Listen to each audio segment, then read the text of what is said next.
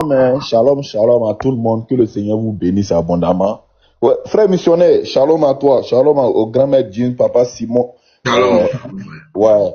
Ok, moi, je vais lire à 10. Voilà. Pareil, nous, on n'est pas dans la plaisanterie notoire ici. Voilà. Nous, on n'est pas ici pour gérer les humeurs des gens. Si votre Dieu, il est incapable de se défendre, c'est vous votre problème. Moi, je vais vous lire à 10. Chap, chap. Nous, on va voir. Voilà. Moi, je lis ça. Voilà. On nous dit que, comment il s'appelle même? Missionnaire, on nous dit que, comment on appelle ça, un Dieu ne peut pas avoir de sexe et que, comment on appelle ça? Non, d'abord même, il dit que dans son paradis, ils vont framponner parce que le sexe, bon, vous pouvez aller voir chez Garési, mais voilà. Parce que le sexe là, ça a un rôle. Donc, on peut pas être au paradis et puis avoir le sexe et puis ne rien faire avec. Donc, on doit bombarder. Ok. Maintenant, on va voir quelque chose ici tout à l'heure. Ibn Majah, 3781. D'après Ibn Bouraïda, son père a rapporté que le Messager d'Allah a dit: le Coran viendra le jour de la résurrection comme un homme pâle et dira: je suis celui qui vous a empêché de dormir et qui vous a donné soif le jour. Moi, je veux savoir, quand un homme vient en tant qu'homme, selon eux, et que Jésus est venu en tant qu'homme, donc Jésus il avait un bangala. Moi, je veux savoir, quand le Coran viendra comme un homme pâle, est-ce que le Coran aura un bangala pâle? Oui ou non? Grand frère missionnaire, selon leur raisonnement. Mais si on suit le raisonnement, c'est la même chose. Tant qu'il est un homme, c'est qu'il a bangala. Donc le Coran aussi aura bangala. Attends, c'est une dinguerie ça. J'ai dit, pardon, donne-moi la 10 là, pardon, s'il te plaît. Oui, comment on va bien. Ok, vous lisez. Yuri. Vraiment, affiche-nous le hadith là. Je n'ai pas pensé à ça. Il faut le mettre en grand, il va afficher. Parce que c'est grave, c'est une dinguerie. Ils sont en train de nous emmerder. On dit de venir nous expliquer comment on a. Attendez, je vais afficher ça, mon petit gars. Mais tu sais, selon la doctrine des salafis, eux, ils ne peuvent pas attaquer le Seigneur sur la base de ce qu'il est venu comme un homme. Parce que les salafis croient dans l'anthropomorphisme d'Allah. Tous les salafistes. Il y avait un là, j'ai oublié son nom. Moi, si mon prend l'appareil, il fait le partage de connexion. Attends, doyen Simon, ce que tu dis là, tu dis quoi? Combien Je n'ai pas bien compris la je dis que tous les salafistes croient en l'anthropomorphisme d'Allah. C'est-à-dire, puisque Allah a deux mains, Allah a un pied, Allah a une face, donc eux, ils ne croient pas que c'est des attributs ou bien c'est le reflet, non. Ils croient que c'est littéral. Le salafi n'interprète pas le Coran selon la philosophie. Donc, pour eux, c'est pour cela qu'ils ont tué les Moutazilites. Ils ont exterminé tous les Moutazilites parce que les Moutazilites, eux, ils voulaient spiritualiser l'islam. Donc, les salafis, non. Donc, tout anthropomorphisme, on peut donc utiliser ça comme eux ils font. Si Allah a deux mains, qu'est-ce qui lui reste? Puisque Allah dit que... Il y a un hadith authentique même qui dit que... il y a un hadith, bon, c'est vrai que c'est authentique, il ne faut pas y ajouter le mot authentique. Il y a un hadith qui dit que Mohamed a vu Allah comme un jeune homme là. Je ne sais pas si tu as ça. Bien sûr, bien sûr. Je crois que... Oui, bien sûr. André tu dois avoir ça. A montré ça dernièrement. Un jeune homme où il a une paume qui est glacée, qui a touché glacé, et puis il a caressé. Voilà, faut nous positionner ces hadiths aussi. Il a caressé.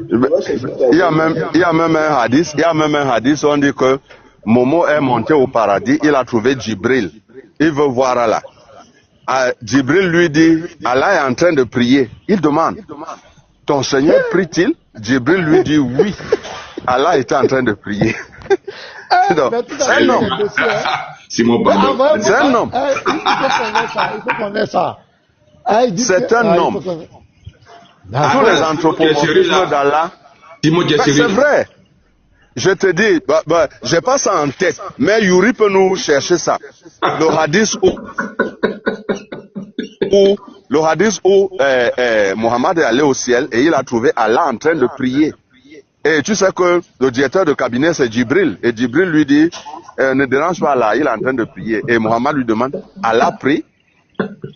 Il lui répond oui, Allah prie. Oui. Je suis même allé fouiller une fois, j'ai retrouvé la prière d'Allah. Ce que Allah dit dans sa prière, j'avais retrouvé ça. Donc Allah c'est un homme. Allah prie. Au dernier jour, comment il va ressusciter les gens? Mais c'est en éjaculant sur la terre avec son sperme. Et il n'a pas kiki. Ça va sortir où? Et on dit que Attends, sous son tout ça trône là, c'est écrit, hein, doucement. c'est écrit. Je vais prendre le temps de Faut documenter tout ça. Voilà, faut nous documenter Oui, ça. je vais documenter ça, on va amener. Quand ils vont Donc, parler ça, de on a l'anatomie besoin du de ça. Seigneur, Pour le besoin, voilà. quand quelqu'un devient fou, il veut se jouer au toit, on a besoin de tel argument pour ramener les gens à la raison. C'est très important, ces gens de souffle. Merci. Donc les salafistes, oui. et ils ne peuvent pas parler comme eux. Les salafistes, ce sont les Haroun, les serviteurs d'Allah. Haroun, voilà, c'est ça. D'accord. As-Salafiyya, c'est ça. Oui, papa Simon, attends, missionnaire, le grade c'est quoi? C'est Hassan. Ça veut dire bon. Dar es Salaam. Bon. Là, le frère a dit ça, et Imam Agib a réglé ça, il dit que là, et les musulmans même là, les savants leur autorisent d'utiliser les hadiths même daïfs dans les prêches. On a monté la vidéo, sinon tu as ça, non? Andrew. Oui, il y a ça.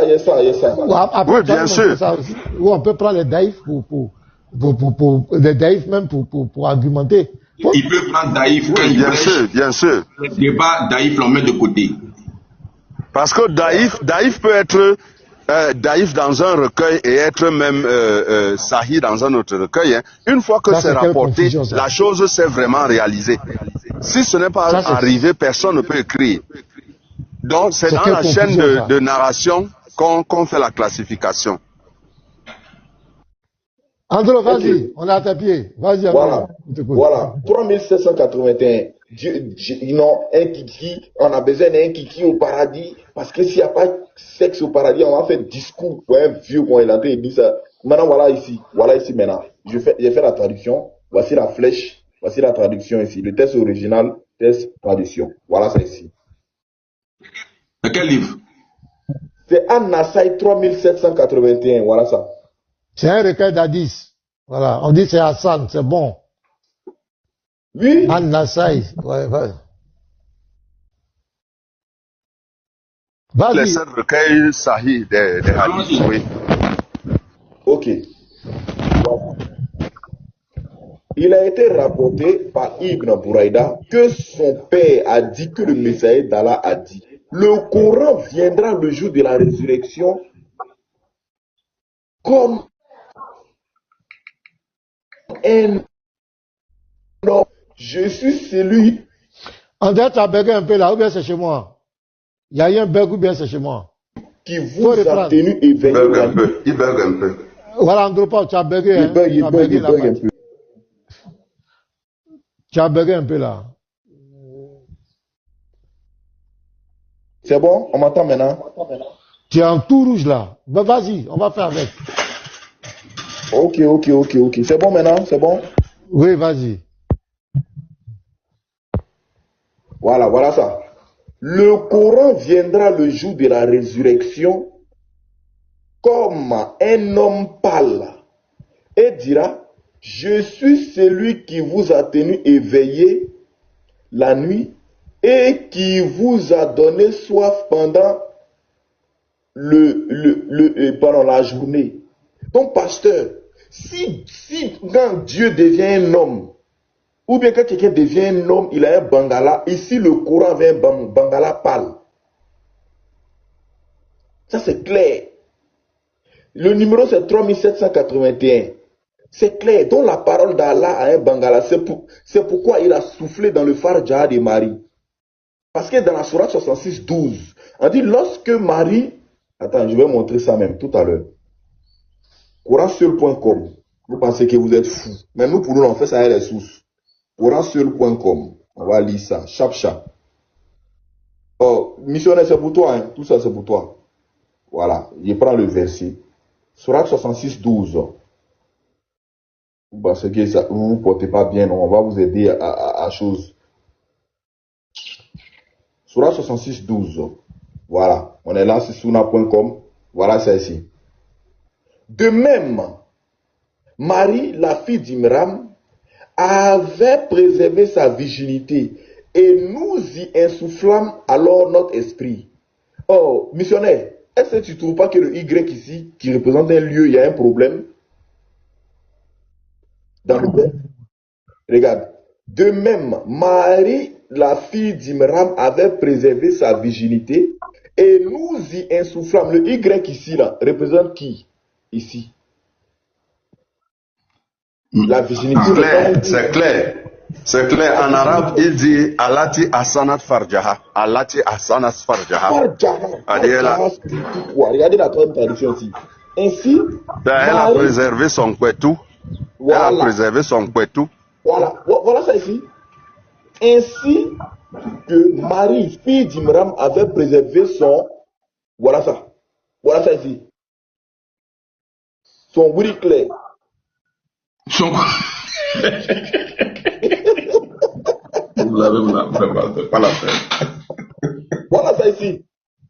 Et là, on va descendre. On va descendre. Traduction mot à mot. Mot à mot. Voilà. Voici le mot ici. Farja. Ils ont traduit ça par quoi? Chasteté. On va expliquer ces détails. Parce que ça c'est des manières pures.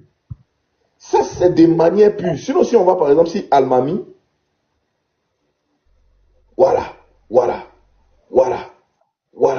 Essayez d'imaginer l'action d'Allah, hein? C'est extraordinaire. Voilà.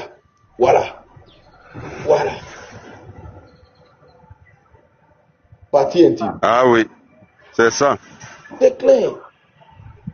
Ce sont des bandits. Regardez ici. 10 000 fois.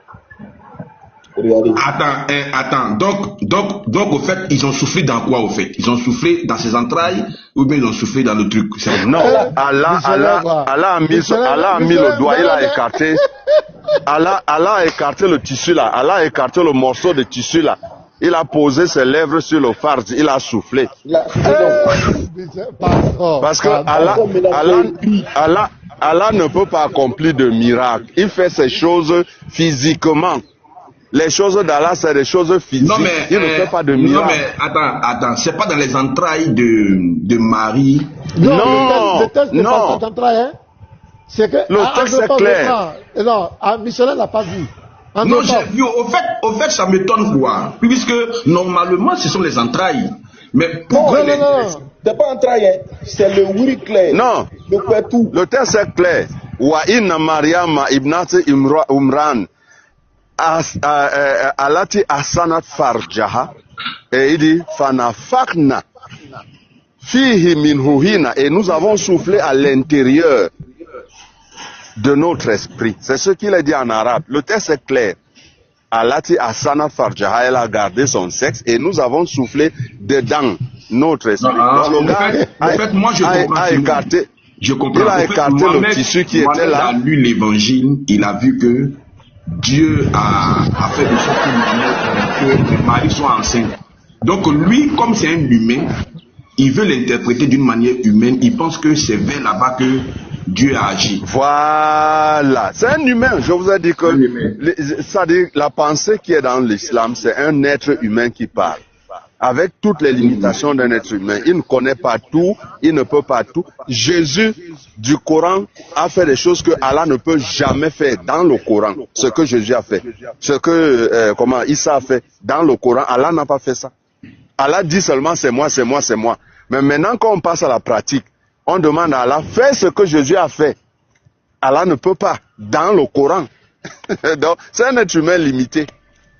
C'est la pensée d'un être humain qui est dedans. Donc, c'est ça.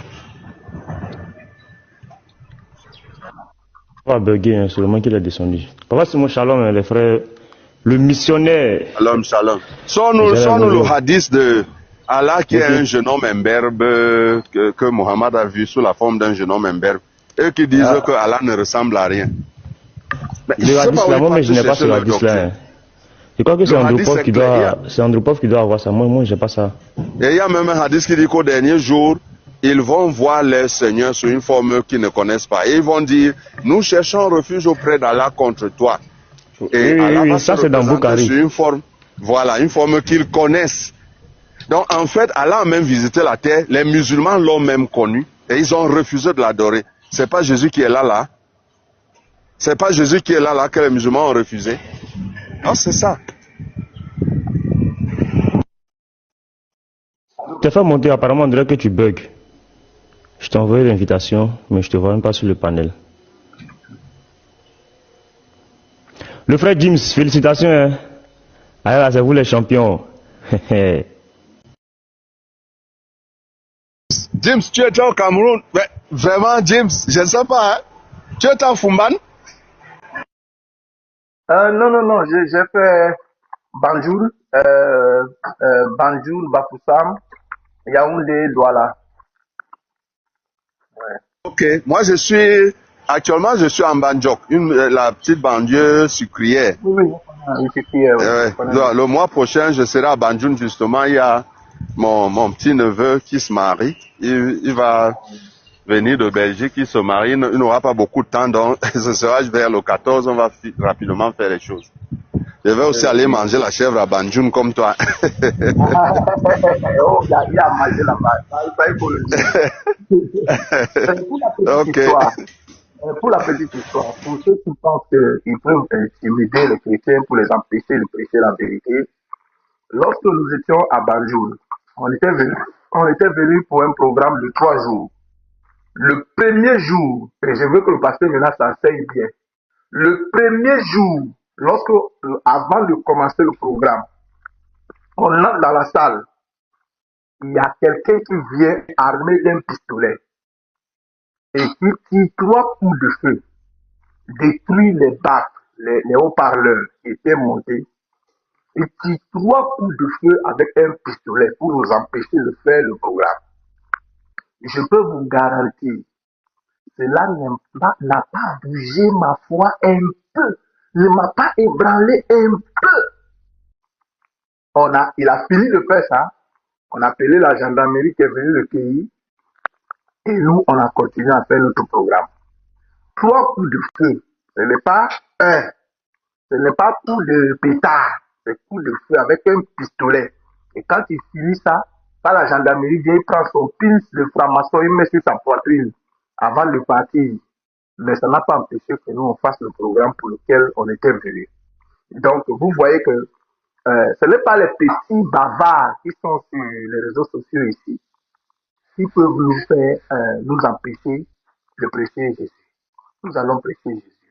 Nous avons vendu nos vies. Et je le dis souvent aux gens, c'est que si je ne mets pas ma photo, c'est parce que mon épouse m'en a défendu. Ce n'est pas parce que j'ai peur d'un musulman. Aucun musulman ne peut rien me faire. Que ce soit sur le terrain légal, que ce soit sur le terrain de la foi. Donc, pour vous dire que nous, on n'a pas peur, mais nous sommes simplement sages. Nous utilisons la sagesse que Dieu nous a donnée et nous faisons les choses avec cette sagesse. Vous voyez un Dieu comme ça. Un Dieu, comment est-ce que un Dieu peut créer sa création et puis c'est le clito qui va venir saisir ce Dieu-là pour lui dire bénis-moi. Nous qui sommes du continent, on sait tous les femmes bayangées. Les gens prennent femme bayangée, ils partent avec elle, il lui dit que je vais te donner ceci. Après, quand il finit avec elle, il ne veut pas lui donner. Elle n'a pas honte de saisir la personne en plein midi. Dehors, au marché, elle peut se déshabiller même. Elle dit, tu vas me payer mon argent, tu as touché mon pétou, tu vas me payer. Et vous voyez que si en réalité, le clito saisit Soubana pour lui dire, bénis-moi, ça veut dire que Soubana a traité quelque chose avec et il ne veut pas payer. Donc, c'est ce que je voulais dire. Comme les frères sont en train de sortir, il a dit, je suis en train de prendre mon petit déjeuner que j'ai fini. On va bon appétit. Missionnaire. Est-ce que Michel est là? Oui, écoutez. Voilà, je vais te donner un petit exercice. On va faire entre deux. Regarde ici. Je prends la sourate 2, le verset 2. André Paul, tu es là? Non, il est pas affiché? Voilà, affiche ça. Enfin, on va aller comme cela. Petit matin. Ok. Quand je te mets en grand. Tu vas nous aider. Michel, tu vas répondre en tant que neutre. Tu n'es pas musulman. Tu vas répondre toi-même, hein. Je vais voir. Mets la sourate 2, verset 2. Maintenant, moi, je prépare ici déjà Je vais lire et puis tu vas répondre à une question claire. C'est ça l'interreligieux. Progrès. Allons-y, Sourate 2. Voilà. Tu as muté, petit matin. Je suis muté, voilà. C'est le livre au sujet duquel il n'y a aucun doute. C'est un guide pour les pieux. Donc ici, le Coran se présente comme quoi? Un livre au sujet duquel il n'y a aucun doute. Ça dit que c'est un livre qui est fiable. Ça dit le Dieu qui parle dedans est un Dieu qui est fiable. Mais la position, nous, la Sourate 3, 96 à 97. Petit Matou. Sourate 3, 96 à 97. Ok. Sourate 3, 96 à 97. Ouais. Donc d'abord, il a fait une déclaration pour assurer que le livre que lui donne là, le Coran, est un livre au sujet duquel il n'y a aucun doute. Ça dit que c'est un livre qui est digne de confiance. Ça dit que toutes les promesses qui sont liées à ce livre-là, ce sont des promesses vraies. Tu n'as pas à douter. Maintenant, allons-y, Sourate 3, 96 à 97. Vas-y, petit Matou. La première maison qui a été édifiée pour les gens, c'est bien celle de Baka, la Mecque, bénie et une bonne direction pour l'univers. Donc, le premier verset, le livre au sujet duquel il n'y a aucun doute, nous dit que la Mecque, c'est la première maison d'Allah. Bon, ça, on va pas dire ça n'engage pas nous les chrétiens, mais on parle selon le Coran. Et c'est un endroit qui est béni et une bonne direction pour l'univers. Donc, il parle bien de la Kaaba. Continue, mon frère. Le verset soit 97. Là sont les signes évidents, parmi lesquels l'endroit où Abraham s'est tenu debout, et quiconque y entre est en sécurité. Continue. Et c'est un devoir envers Allah pour les gens qui ont les moyens d'aller faire le pèlerinage de la maison. Et quiconque ne croit pas, Allah se passe largement des mondes. Merci. Donc, premier verset, 96, la Mecque est un endroit qui est béni, la Kaaba est un endroit qui est béni. Là sont les signes évidents parmi lesquels l'endroit où Abraham s'est tenu debout. Donc, selon l'islam, Abraham allait construire la Kaaba, l'endroit où il est bâti la Kaaba, c'est un endroit qui est béni et quiconque y entre est en sécurité. Pourquoi Allah dit ça? C'est pour mettre en confiance le pèlerin qui va. C'est pourquoi tu vas voir la suite du verset, il dit, et c'est un devoir envers Allah pour les gens qui ont les moyens d'aller faire le pèlerinage de la maison. Donc, il présente la maison comme un endroit qui est béni, il présente la maison comme un endroit qui est sûr, un endroit de sécurité. Donc, quand tu vas en pèlerinage là-bas, tu n'as rien à craindre, c'est un endroit qui est béni, et c'est un endroit, quand tu entres là-bas, tu es en sécurité.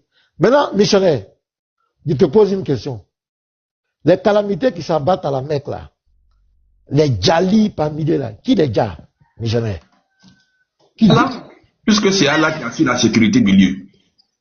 Donc, c'est lui qui les dja. Mi, haï. Missionnaire, direct, missionnaire, il est direct. Attends.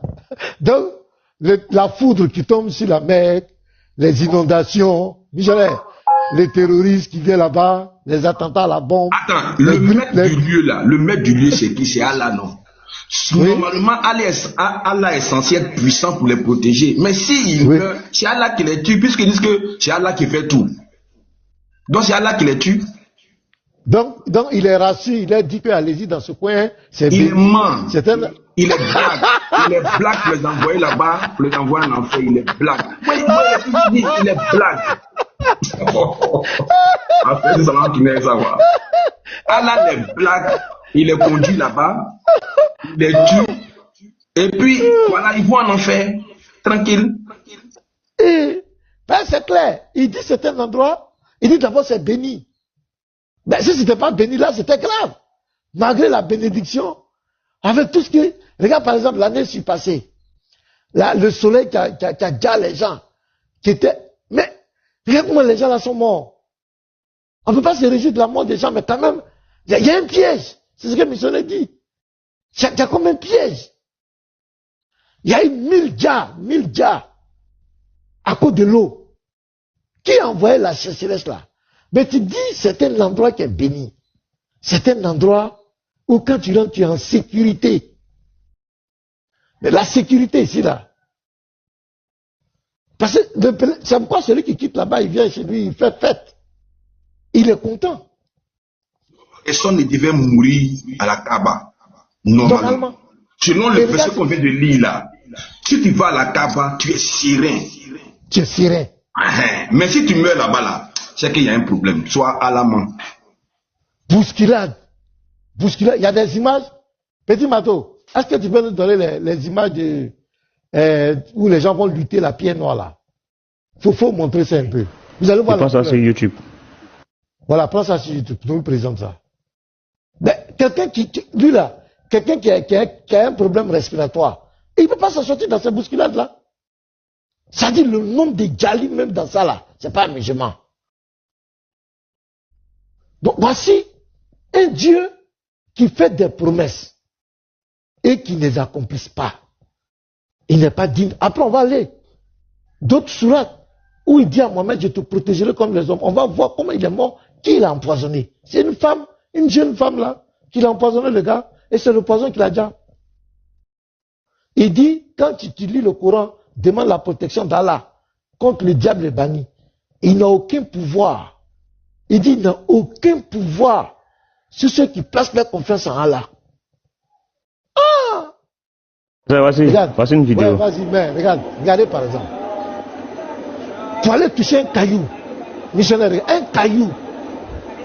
Et c'est le lieu le plus saint de l'islam. C'est là-bas que ça se passe. Les dépositaires de l'islam sont là, les grands imams. C'est devant eux que ce spectacle se passe. Hein? C'est devant eux que ça se passe. Si c'était dans un autre endroit, on pourrait dire non, ça c'est loin. Mais c'est le lieu le plus saint. Regarde ce que les gens font. Regardez. Petit matin, faut mettre le monsieur là où il y a le monsieur qu'ils ont soulevé là. Qui était ouais, lui qu'ils ont soulevé là, ça c'est dans mon téléphone. Attends, je cherche. Voilà, c'est dans mon téléphone. Vous allez voir un peu. Comment les gens ne vont pas perdre la vie dans ce coin? À cause d'une pierre. Et entre Allah et puis cette pierre là, il y a quel lien entre Allah et cette pierre là? Question. L'idolâtrie c'est quoi? C'est d'avoir un amour excessif pour un objet. Un objet. C'est ça l'idolâtrie. Avoir un amour excessif pour un objet. Un caillou. Mais, parce que maintenant, moi, je dis, quand toi-même tu parles des hommes, là, quand tu parles des hommes même, tu attribues une valeur. Attends, il va finir, tu vas voir quelque chose. Regarde ici, regardez. Regardez. Mais ça là, les gens vont, regarde. Et puis les confiants. Et puis il rit. Et allez-moi le dire comme ça. Parce que maintenant, c'est même missionnaire. Mais ça cause de quoi? Mais vous prenez tout ça, ça cause de quoi? Ça cause de la sourate là. On dit c'est un endroit qui est béni. Qui quand est en sécurité. Donc les gens vont chercher la bénédiction. Ça c'est langue yéménite. Ça c'est langue yéménite. Ça, c'est la pierre noire. C'est la pierre noire. C'est la pierre noire. Langue yéménite, c'est l'autre côté. Regarde comment les gens sont entassés. Mais ils vont suffoquer. Les gens qui suffoquent dedans. Mais ils pouvaient même organiser ça, ils pouvaient faire un long rang, chacun vient, il embrasse sa pierre, il s'en va. Attends, il y a l'autre vidéo là où ils sont prêts. Donc Allah même là, c'est un Dieu de désordre, puisqu'il n'est pas capable de mettre ses croyants en ordre. C'est pas possible. Et vous parlez des hommes, vous parlez des hommes. Regarde, missionnaire, lis-moi la sourate 24-42, s'il te plaît. Toi-même, faut lire. C'était moi, sourate 24-42. Ça veut dire quoi? Sourate 24-42. 24-41. Et puis, mettez-moi 41. N'as-tu pas vu qu'Allah est glorifié par tous ceux qui sont dans les cieux et la terre, ainsi que par les oiseaux déployant les ailes? Chacun a appris sa façon de l'adorer et de le glorifier. Allah sait parfaitement ce qu'ils font. Okay, Allah dit que même les oiseaux qui sont dans les cieux là, et ils adorent Allah. Maintenant, moi, il veut savoir, missionnaire, qui fait chier les oiseaux sur la Kaaba ici? C'est grave. C'est la façon d'adorer. C'est grave, Voilà. Missionnaire, tu as demandé le lien entre la Kaaba et Allah, c'est ça, non? Non, attends d'abord. Regardez, Andropov. Ouais. C'est la façon d'adorer. Puisqu'on dit, chacun cède à sa façon de l'adorer. Donc les oiseaux, leur façon d'adorer Allah est de chier sur sa maison. C'est ça qu'Allah mérite. Attends, il va zoomer. Regarde ici, voici Allah. C'est écrit Allah. Voilà un caca ici, voilà, pouah, ici Allah ici. Voilà. C'est-à-dire que même avec les oiseaux, c'est faux. Même avec les oiseaux, c'est faux. Et vous parlez des hommes. Vous êtes allé trop loin. Voici dit, même les oiseaux l'adorent. Voilà comment ils sont là l'adorer ici. Le caca comme ça, c'est la Kaaba. Regarde ce caca là. Regarde comment c'est long. Regarde ce caca là. Regarde. Dans leur propagande là, ils nous disent que les avions ne passent pas au-dessus de la Kaaba, les oiseaux ne passent pas au-dessus de la Kaaba. Ils disaient ça avant, hein? Oui. Avant l'arrivée d'Internet. Oui. Et c'était sourate. Il disait ça.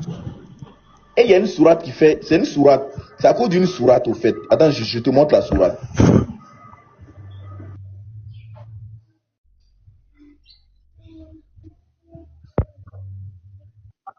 Sourate 1679. C'est ça qu'ils utilisaient pour justifier ça. Sourate 1679. Sourate combien? 1679. Sourate 1679. Ah, les oiseaux qui adorent Allah ici. On veut nous emmerder ici et la vie privée des gens. On dit de venir expliquer les choses pour ça. Sourate 1679. Hein. Sourate 16 là aussi, il y a beaucoup de choses dedans. Hein? Ouais, 16 là, il y a beaucoup de choses dedans.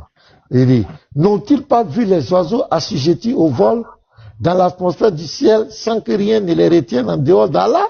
Donc c'est Allah qui les retient. Il y a vraiment là des preuves pour des gens qui croient.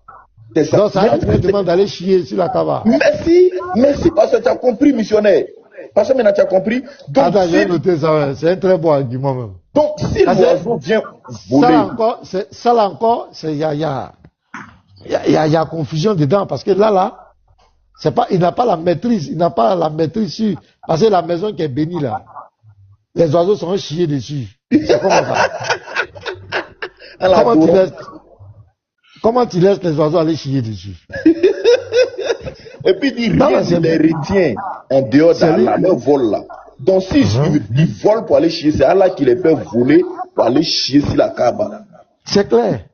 Donc ils n'ont qu'à essayer de vous fasciner. Voilà les bougies ici, voilà les vrais caca. Moi, c'est ce caca là même qui me fait rire, mais comment il est loin. Donc il faut qu'ils expliquent ça. Venez nous expliquer ça. Voilà. Venez nous expliquer ça. Attends, reviens en grand. C'est ça l'interreligieux. Venez expliquer vos textes. Moi, je veux qu'un musulman monte pour vous expliquer tout ça là. Au lieu de parler de la tradition des gens. Monter ici là, c'est compliqué, hein. Monter ici. Voilà Baz qui commentait la base. Viens nous expliquer. Mohamed dit que le lieu là est un lieu de sécurité. Pourquoi quand les pèlerins vont là-bas là, ils meurent? Ils meurent pourquoi? Il est déjà. Et puis, si c'est une, deux personnes, mais par milliers. Par milliers. Oui, mais pasteur, dans le texte aussi, il est dit que Allah là, c'est lui qui donne les signes. Donc, tous les signes là, les pluies, les inondations là, c'est Allah. Oui. C'est Allah. Le soir qui dit que c'est lui qui fait tomber la pluie. C'est Allah. Donc, c'est Allah qui fait tomber la pluie à la Kaaba pour tuer ses croyants.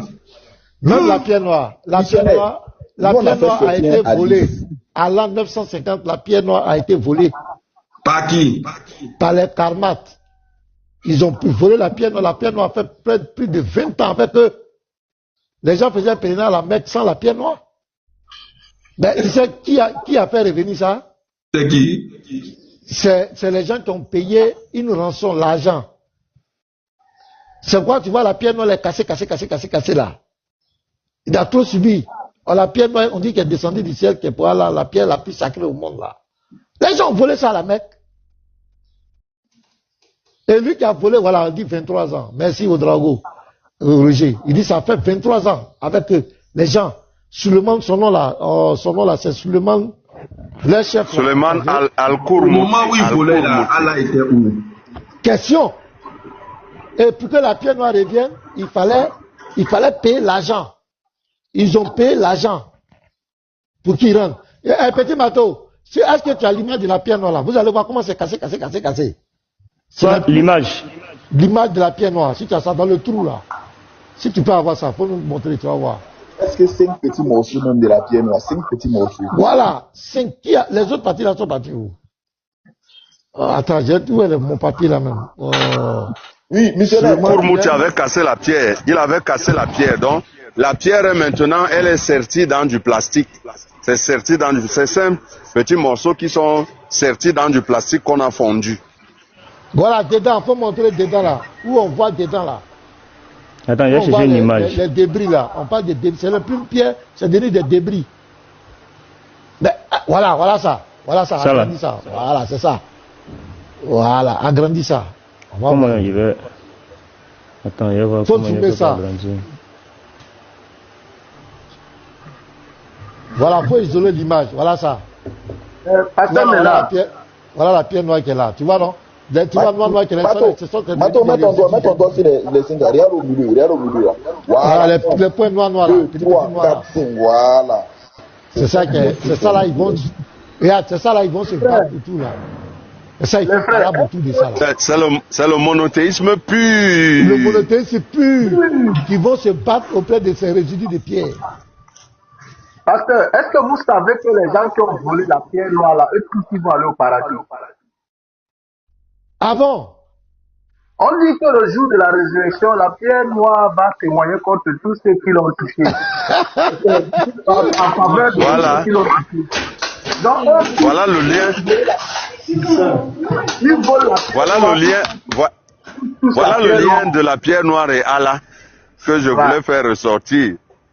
En fait, c'est la main droite d'Allah. La pierre noire est la main droite d'Allah.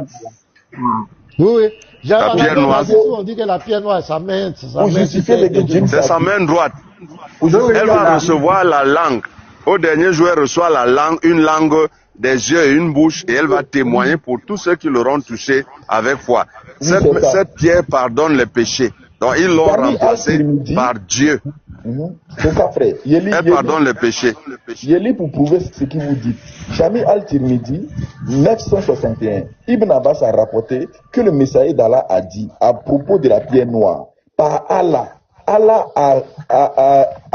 la révélera au jour de la résurrection avec 2 yeux avec lesquels elle verra, et une langue avec laquelle elle parlera, attestant la véracité de quiconque l'aura touché. Merci beaucoup. Voilà, Ibn Abbas a rapporté que le messager d'Allah a dit à propos de la pierre noire, par Allah, Allah la fera ressusciter. Donc la pierre là va mourir, hein, parce que quand on dit que quelqu'un va ressusciter, c'est quelque chose qui est déjà mort. Parce que pour pouvoir ressusciter, il faut être mort. Donc la pierre noire va mourir et Allah va ressusciter la pierre noire le jour de la résurrection. Ouais, même pierre, Allah ressuscite. Avec 2 yeux par lesquels elle voit et une langue par laquelle elle parle, témoignant de quiconque l'a touché en vérité. Ouais. Alors c'est fort. Hein. C'est le hadith où il est dit que la pierre noire pardonne les péchés. Voilà, c'est les gens des hadiths qui incitent à l'idolâtrie. Parce que quand on lit un texte comme cela, à quelqu'un que cette pierre-là aura une bouche que quelqu'un qui a touché pour témoigner contre toi. Mais c'est pourquoi tu l'aimes. Parce que c'est comme un sujet d'expiation. Donc c'est là que les gens vont se battre. C'est ça que l'idolâtrie. Parce que les gens ne font pas ça. C'est de l'idolâtrie. C'est de l'idolâtrie. Parce qu'ils vont la toucher pour qu'ils espèrent que cette pierre... Mais nos parents qui sont au village, quand ils vont devant les cailloux là, c'est pour ça peut avoir des réponses. Quand ils vont devant la rivière, ils vont devant le marigot. Mais là, quelle est la différence entre le musulman qui va devant une pierre pour chercher une expiation et le kémite ou bien le parent qui va aussi devant une pierre pour trouver une expiation. Quelle est la différence? Quelle est la différence? Aucune. Pierre, c'est pierre. Aucune. Lui aussi, c'est sa pierre qui est sacrée. Et la pierre dont le caillou de la montagne, il a une histoire. On va lui dire qu'il y a une histoire. À un moment donné, le grand était dans les difficultés, mais c'est la pierre là qui a parlé pour lui, c'est la pierre là qui l'a caché. C'est pourquoi le grand frère, c'est comme ça, même les totems. On va dire que non, le grand-père, il était l'arrière, l'ancêtre était poursuivi, et il y a une liane qui a attrapé son pied, et que ses ennemis venaient, et c'est le rat qui est venu couper la liane, et puis donc, en reconnaissance, on ne doit plus manger le rat. C'est des histoires comme ça, les totems là, ça vient pas par hasard. Donc c'est parce que l'objet a eu, à un moment donné, fait quelque chose pour le papa, donc, en guise de reconnaissance, et il fait une vénération ou bien truc. Donc la pierre noire aussi, on dit que ça va expier. Donc Allah, lui, ne peut pas expier le péché. Allah ne peut pas pardonner les péchés des musulmans, expier les péchés. Il faut que cette pierre intervienne dans le pardon du péché. D'où maintenant cette dévotion, cette vénération autour de cette pierre. Et c'est ça qui introduit les gens dans l'idolâtrie. C'est tellement clair. Des résidus de pierre dont on va se battre là-dessus. C'est ça qui est l'idolâtrie. Donc quand le kémite va se battre autour d'une pierre et toi le musulman te bat autour d'une pierre, quelle est la différence entre vous deux? Alors que tu parles du monothéisme, Allah seul suffit. Je n'ai pas besoin d'aller devant une pierre. C'est pas la pierre noire, il y a même langue yéménite. Petit Mato, tu peux monter langue yéménite aussi. Tu peux monter l'image de langue yéménite. Montre-nous ça et puis il faut voir aussi la dévotion qu'ils font sur langue yéménite. C'est pas seulement la pierre noire. Donc tout ça, Allah ne suffit pas pour ôter les péchés. Il faut la pierre noire, il faut la langue yéménite. En la langue yéménite, il y a deux parties. C'est vraiment très sérieux. Voilà ça. Voilà la langue yéménite. Voilà un autre encore. Ça, c'est pas la pierre noire. Voilà la langue yéménite. Lui aussi, l'esprit des péchés. Voilà. Donc, maintenant, montre l'image où ils vont se battre autour de ça aussi. Mais c'est pas par hasard. Les gens font ça pour tirer quelque chose dedans. Tu connais la symbolique qu'il y a derrière l'angle yéménite là? Non, je ne connais pas. Vas-y. Ah, parce que l'islam, c'est aussi l'un des cultes de la fertilité. Donc quand tu regardes la forme, Ah, c'est fort, hein. Ah oui, c'est ça, le monothéisme. Voilà, vous voyez, regardez, tout le monde veut toucher ça, vous voyez, voilà comment l'idolâtrie. Donc le kémite, ou même nos parents au village. C'est une deuxième Kaaba. Non, c'est le même Kaaba là, tout ça c'est un Kaaba là, c'est le même Kaaba là. Attends, mais il y a plusieurs pierres là-bas. Voilà oui. Voilà la pierre noire, il y a la langue yéménite, il y a deux parties où ils vont se battre. Tu vois, voilà la pierre noire, ici. Maintenant, l'autre qui est là-bas, c'est quoi? Langue yéménite. On appelle ça langue yéménite ou bien... Et vous saluez nombreusement là-bas. Oui, ça apporte quoi? Ça apporte quoi aux musulmans? Lui aussi, l'esprit des péchés. Missionnaire, tout ça est sur la Kaaba, hein. Tout ça, c'est sur, voilà. Tu vois, voilà, c'est ici. C'est pas de l'amusement, voilà ça. Des jumeaux avec ça. Les adorateurs de pierre comme ça, monothéistes purs. Pasteur, mais là, voilà. Tu sais qu'il y a deux Kaaba. Parce que si c'est Allah qui suffit, ben, les pierres vont aller faire quoi? Parce que Allah dit pardonne tous les péchés. On dit encore même qu'il va aller purifier encore les péchés en enfer. J'ai dit, non, c'est compliqué. Hein. C'est vraiment compliqué. Donc, vous n'avez vraiment aucune leçon à donner aux chrétiens. Ça, c'est vraiment de la foutaise. Il y a deux Kaaba. Est-ce que vous savez qu'il y a deux Kaaba? Est-ce que vous savez ça? Ben, j'avais plusieurs Kaaba. Hein. Pasteur Mena, bonjour. Oui, bonjour, Nkumba. Il y a deux Kaaba actuellement. Il y a la Kaaba d'Arabie Saoudite et puis il y a la Kaaba de Kerbala. Le frère Petit Mato, bonjour. À Kerbala, là, à côté de la tombe de... D'accord. À côté de la tombe de l'imam Ali. Qui parle? Oui, Nkumba. Oui, Nkumba, oui. Oui. Voilà, et voilà, c'est juste pour dire merci au pasteur Mena. Voilà, vraiment, pasteur, merci pour tout ce que vous faites pour le corps de Jésus. Amen. Et vraiment, vous avez ouvert les yeux de beaucoup de chrétiens aujourd'hui. Et auparavant, on n'avait même pas les mots à dire face à ces gens et ces choses-là. On ne savait même pas quoi dire. Mais aujourd'hui, on sait se défendre à cause de ce que le Saint-Esprit fait avec vous. En tout cas, vraiment, je tiens à vous dire merci beaucoup. Et merci aussi à tous les frères, en tout cas pour le combat. Merci beaucoup à vous. Amen. Que le Seigneur vous donne toujours la force de continuer. Qu'il vous donne la santé, surtout la santé. Amen. Voilà, merci bien. Merci frère. Merci, voilà. Le mot va à l'encontre de tous les débatteurs, tous les défenseurs de la foi en Christ. Que le nom du Seigneur soit glorifié. Merci, frère. Allons-y, doyen. Simon. Papa Simon, missionnaire, tu vois hier, tu vois avant-hier par exemple, avant-hier comme moi et pasteur Mena, on a fait ce lien à 10 ici. Il y a un musulman qui est venu, il a tenté d'expliquer. Il n'a pas dormi. Il est venu le lendemain. Pasteur Mena, tu te rappelles? C'est Ayoub, non? C'est Ayoub. Ayoub. Il dit non. Ayoub dit n'a pas dormi, hein? Il dit il n'a pas dormi. Qu'hier, franchement, il allait chercher tradition en anglais, chercher toutes les traditions dans toutes les langues.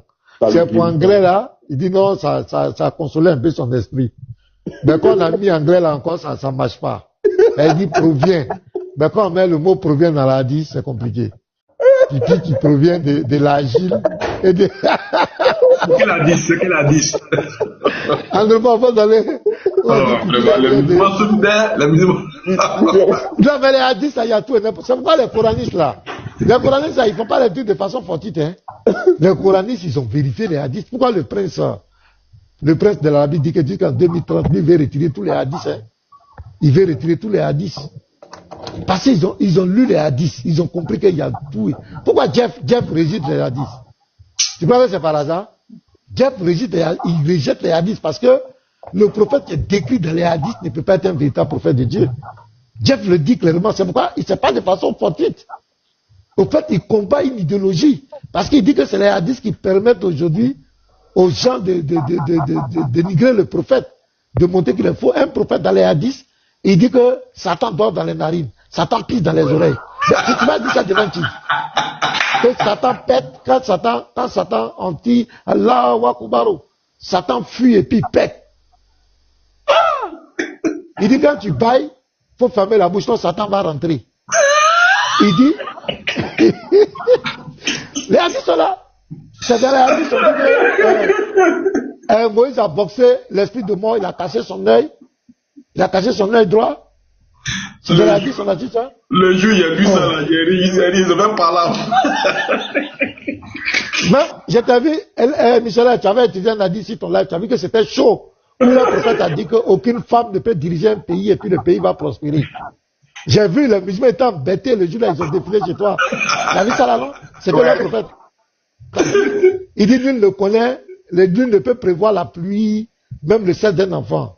Mais nous, on a démontré ici qu'aujourd'hui, la météo peut prévoir même les calamités, même l'enfant qui est dans le vent. L'échographie peut révéler ça. Oui, la science. Et même en Europe, c'est avancé. C'est très avancé. C'est très avancé même. Déjà, on dit 3 mois même, on peut déterminer le sexe de l'enfant. Allah dit, nul ne connaît. C'est un hadith encore. Donc, tu vois, avec les hadiths, on peut, ça dit que c'est pourquoi les gens rejettent. Les gens, même là aujourd'hui, les sunnites. On prend par exemple Klaser. Il y a le groupe des Klaser, il y a certains là. Eux, ils rejettent les hadiths. Quand ça ne va pas de ça, ils disent non, ils ne sont pas d'accord. Parce que dans les hadiths, là, tu lis les hadiths simplement. Non, il y a tout et n'importe quoi dedans. Shalom, pasteur. Il va faire écouter un hadith missionnaire. Shalom. Je vais faire écouter le Mousnad Ahmad. Écoutez très bien. Attrapez-vous. Celui qui est assis, qui se couche. Celui qui est sur un siège, qui s'assied à terre. Mousnad Ahmad. Le 11912. Écoutez le 11912. Le diable vient à l'un d'entre vous pendant qu'il prie, prend un poil de son anus et l'arrache, lui faisant croire qu'il a rompu ses ablutions. Qu'il ne parte pas avant d'entendre un bruit ou de sentir une odeur.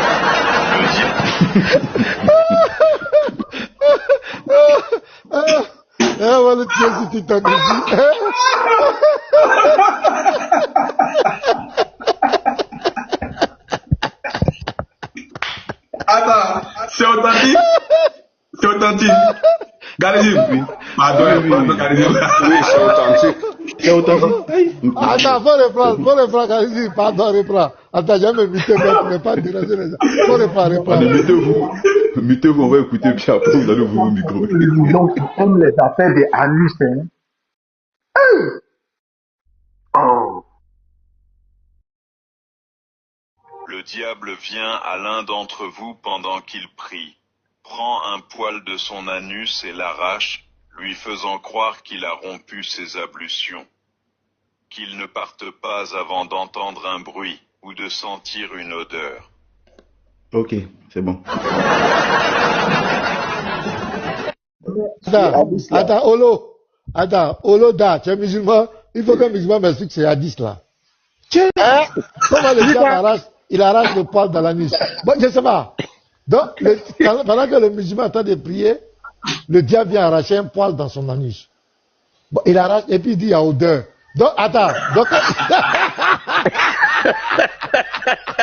Ça ne pouvait pas arriver. C'est très bête. Vous savez à quel moment il prend le poids là? Il s'attendait à quoi? Tu allais chercher quoi dans l'anus là? Vraiment.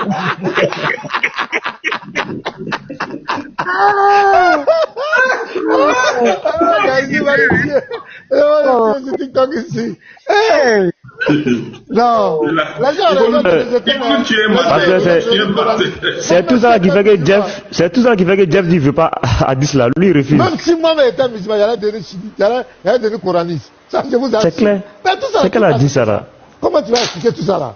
Hein? Le diable vient, ben il sait pas, il enlève ton caleçon, ben il sait pas. Et puis met ça. Et puis on dit odeur. Mais il s'attendait à quoi? Une dernière fois, pasteur, une dernière fois.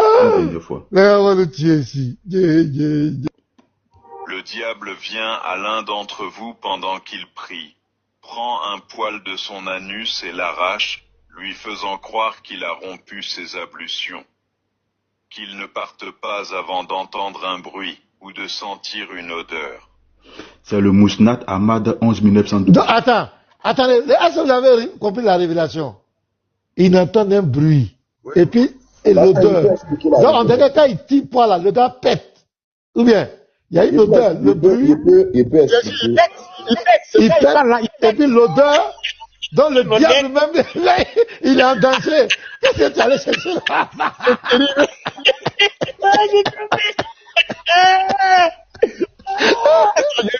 J'ai rigolé. Seigneur. Pardon, Galizim, donne-moi la référence. Pardon.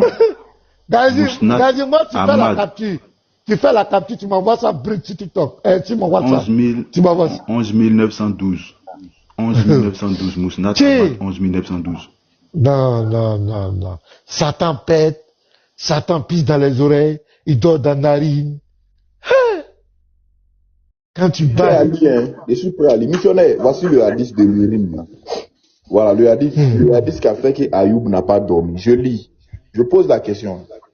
Voilà, je pose la question. Oh, petit Mato. Voilà, petit Mato est là. Petit Mato, affiche-moi. Donne la référence. Donne-moi la référence. Ibn Majah 522 d'abord. 522 d'abord. Prends ça, 522. Ibn Majah. Voilà. 522 d'abord. Marco.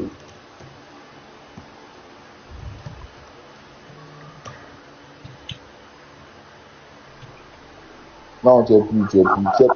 Effectivement, c'est la purification. Le livre de la purification. C'est ça. Il a été rapporté que Loubaba bin Harid a dit, Hussein bin Ali a uriné sur les genoux du prophète. Et j'ai dit, ô messager d'Allah, donne-moi ton vêtement et mets-en un autre. Il a dit, il faut asperger d'eau l'urine d'un nouveau-né garçon. Il avait l'urine d'un nouveau-né fille. Pause. Frère, parce que maintenant il est venu, il a écrit en bas, il dit andropov, je suis là encore, et puis il a commencé à rire Ayoub. Ok, missionnaire, Mohamed dit, le nourrisson, deux nourrissons, pour l'homme là, quand un enfant pisse sur toi, si c'est un garçon, tu peux simplement mettre de l'eau dessus, mais pour la femme, tu dois laver, tu dois pas mettre l'eau, tu dois laver. Selon toi, pourquoi, missionnaire? Parce que la femme est sensible. Est-ce que ça parce qu'elle est impure? Voilà, parce qu'elle est plus impure. Merci. Voilà. Beaucoup. Merci beaucoup. Maintenant, regarde, selon l'explication de Mohamed maintenant. Comment le 525 descend 525. Bateau 525. Lis l'intégrale, voilà. Oli. Vas-y, mon frère. D'après Ali, le prophète, etc., tout ce qui va avec, a dit, au sujet de l'urine d'un nourrisson, il faut asperger d'eau l'urine d'un garçon et laver celle d'une fille. Abu Hassan bin Salman a rapporté. Ahmad bin Moussa ibn Makil nous a rapporté. Kaboul Yamana Misri a dit. J'ai interrogé Shafi au sujet du hadith du prophète, que la paix, etc. Il faut asperger d'eau l'urine d'un garçon et laver celle d'une fille, alors que les deux urines sont de même nature. Il a répondu, c'est parce que l'urine du garçon est composée d'eau et d'argile, tandis que celle de la fille est composée de chair et de sang. Subhanallah. Non, ça c'est un mensonge, ça. C'est un mensonge. Il n'a pas envie de parler, tu sais, un mensonge. Non, mais il ment. C'est depuis quand l'urine est composée d'argile. Urine. D'accord. Ah, toi aussi. C'est un mensonge. Et c'est moi-même qui a dit ça, c'est que c'est un doïssé même. C'est qu'il a menti.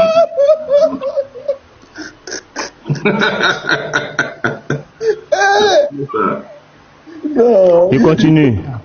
Puis, il m'a demandé, as-tu compris? J'ai répondu, non. Il a dit, lorsqu'Allah, le Très-Haut, a créé Adam, il a créé Ève, Hawa, à partir de sa côte. Ainsi, l'urine du garçon est composée d'eau et d'argile, et celle de la fille est composée de chair et de sang. Puis il m'a demandé, as-tu compris? J'ai dit oui. Il a dit, qu'Allah te fasse bénéficier de cela. Ouais. Ça c'est grain même. Mais, s'il vous plaît, excuse-moi, Andropov. Andropov. J'ai pris l'hadith que l'autre vient de donner là, Garizim là. Mais je vois deux versions du même hadith. Voici la version que je lis ici. Le messager d'Allah, que la paix et la bénédiction soient sur lui, a dit, en vérité, Satan vient à l'un d'entre vous pendant qu'il prie, prend une mèche de cheveux à l'arrière de sa tête et les tire. Et il voit qu'il a causé un trouble. Il ne part que lorsqu'il entend un bruit ou sent un parfum. Ça, c'est la première version que j'ai ici. Deuxième version, c'est ce qu'il vient de lire là. Le diable vient à l'un d'entre vous pendant qu'il prie, prend un poil de son anus et l'arrache, de sorte qu'il pense avoir rompu ses ablutions. Il ne doit donc pas partir avant d'entendre un bruit ou de sentir une odeur. Bon, on prend laquelle des versions. Ok, il explique. Non, mais missionnaire, tu sais qu'il mente dans les traductions, hein. Voilà. Le lien, si on t'arrache un cheveu sur la tête, comment tu vas faire vent? Tu fais vent comment? Non, frère. C'est parce qu'on a arraché derrière que tu fais vent. Il faut prendre le texte arabe, tu traduis, tu vas voir. C'est la première version qu'on a lue ici qui est vraie. Okay. C'est des menteurs. Maintenant, missionnaire, pour prouver ce qu'ils sont en train de dire, ce hadith là, Mousnad Ahmad l'a interprété, l'a utilisé en fonction de Sahih Bukhari 6954. Attends d'abord. Comment il s'appelle même Andro, pardon, attends. Si on peut lui mettre en grand. Bukhari combien? 1954. 1954. Il y en a 10 hadiths qui parlent de ça. 10 qui parlent de... Qui parlent de la même chose là. Non, ça parle du paix. Ça parle de lâcher en islam. Quand tu pries là, Sahih Bukhari 1954. D'après Abu Huraira, 2 points. Le prophète a dit, Allah n'accepte pas la prière de quiconque parmi vous qui pète. Voilà. Jusqu'à ce qu'il fasse ses ablutions à nouveau. Merci Matou. Donc selon ce hadith, quand tu es en train de prier là, et puis tu lâches, tu dois reprendre tes ablutions. Mais souvent là, Satan vient te tromper, Satan veut te déconcentrer. Donc qu'est-ce qu'il fait? Il te fait péter en faisant quoi? En tirant un poil de ton anus. Tu comprends? Et même les Arabes, les Jack le fou là, et puis il y a un gars qui est à côté de Jack le fou, il utilise ce hadith là. En arabe, c'est un poil des fesses. Quand il tire, on se fait bon. Donc, le messager d'Allah dit, en arabe là, vérifier, pour ne pas te laisser, je suis là, pour ne pas te laisser distrait, pour ne pas te laisser distrait, il faut vérifier s'il y a une odeur ou bien s'il y a chose, comment on appelle ça. Il faut prendre chose, comment on appelle ça.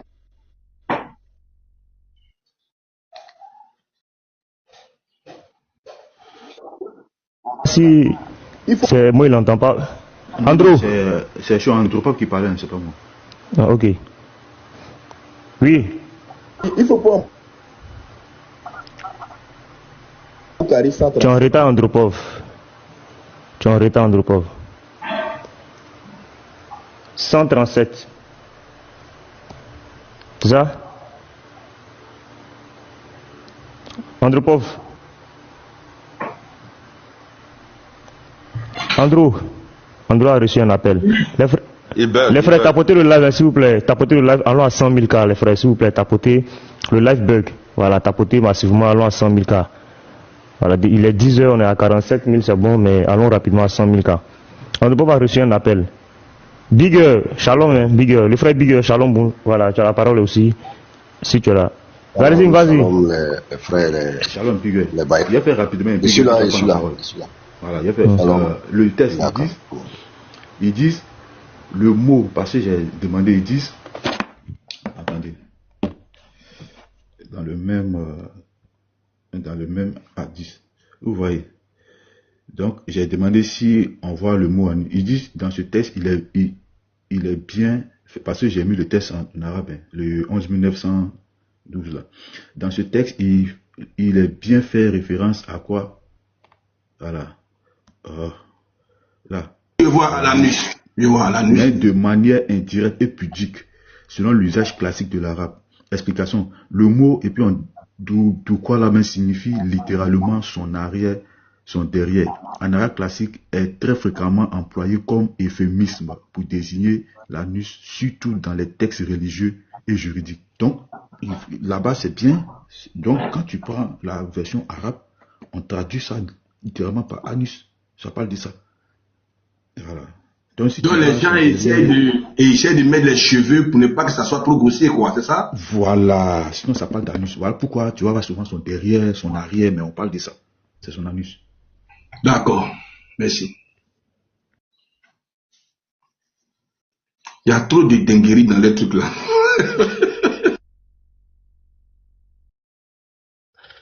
Non, mais c'est ça. Oui, encore, c'est pourquoi les coranistes rejettent. Benga là, va saluer Benja. Benja, bonjour. Oui, bonjour, pasteur. Bonjour à tout le panel. Soyez fortement bien. Merci, amen. Merci beaucoup.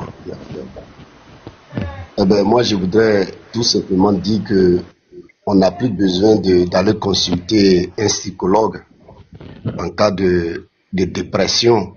Il faut simplement acheter les hadiths et puis les lire.